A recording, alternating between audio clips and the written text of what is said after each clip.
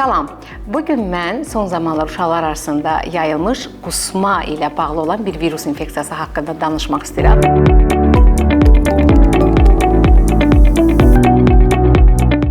Son zamanlar çox müraciət oldu bu haqda. Çox valideynlər uşağım qusur və dayanmadan qusur deyə şikayətlər gəldi. Ailədə bir nəfər tutanda, məsələn, məktəbə gedən bir uşaq tutarsa, hətta valideynlər belə, uşaqlar, körpə uşaq belə bu virusdan yoluxa bildilər. Mən valideynlərə nə demək istəyirəm? Qusma zamanı nə edim doktor deyə sual verirlər. Bəzən yeni doğulmuş uşaqlarda belə qusma olduqda valideyn qorxub tez onu yedirtmək istəyir. Mən hər zaman deyirəm ki, uşaq əgər qusursa ki, 1 yaşdan kiçik uşaq içdiyi süni qidanı və ya ana südünü qusursa, uşağa 1 saat rahatlıq versinlər və bu 1 saatdan sonra əgər qusma dayanarsa, çox az miqdarda süni qidasını və yaxud da su, adi bildiyimiz suyu az-az tez-tez verilə bilər. Bəzən valideynlər uşaq susuz olduğu üçün suyu daha çox miqdarda içə bilər deyirlər və uşaq o suyu içdikdə belə yenidən daha pis formada qusmağa başlayır.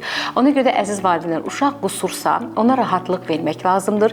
Yarım saat 40 dəqiqə ərzində heç bir ağızdan qida verilməməlidir. Sadəcə rahat bir formada uzadılmalıdır. 45 dəqiqədən sonra isə az-az tez-tez su verilə bilər.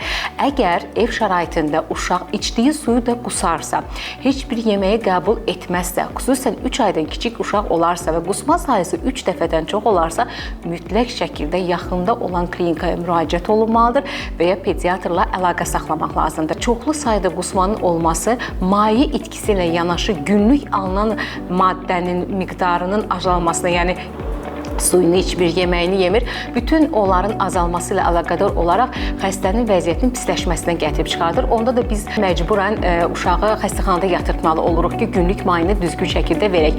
Ona görə də əgər uşağınızda qusma olarsa, onu zorla yedirtməyin, sadəcə rahatlıq verin. 45 dəqiqə 1 saatdan sonra az-az su verməyə çalışın.